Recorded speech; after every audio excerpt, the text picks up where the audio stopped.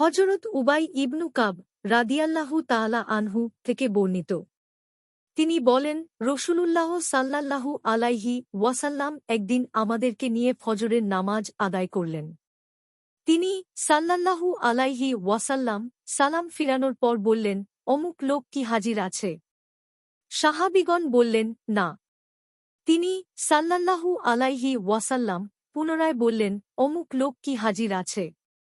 সাহাবীগণ বললেন, না।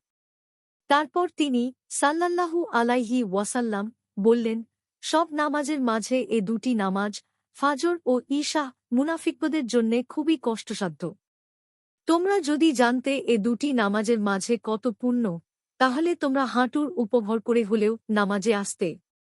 নামাজের প্রথম কাতার ফেরেশতাদের কাতারের মতো মর্যাদাপূর্ণ। তোমরা যদি প্রথম কাতারের ফজিলাত জানতে তবে এতে অংশগ্রহণ করার জন্য তাড়াতাড়ি পৌঁছার চেষ্টা করতে।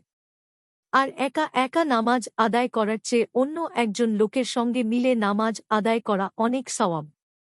আর দুজনের সাথে মিলে নামাজ আদায় করলে একজনের সাথে নামাজ আদায় করার চেয়ে অধিক সওয়াব পাওয়া যায়। আর যত বেশি মানুষের সঙ্গে মিলে নামাজ আদায় করা হয়, তা আল্লাহর নিকট তত বেশি প্রিয়। আবু দাউদ, নাসাই। আবু দাউদ ৫৫৫, নাসাই ৮৪৩, সহিহ আত-তারগিব ৪১১। মিশকাতুল মাসাবিহ ১০৬০। হাদিসের মান হাসান লিগাইরিহি।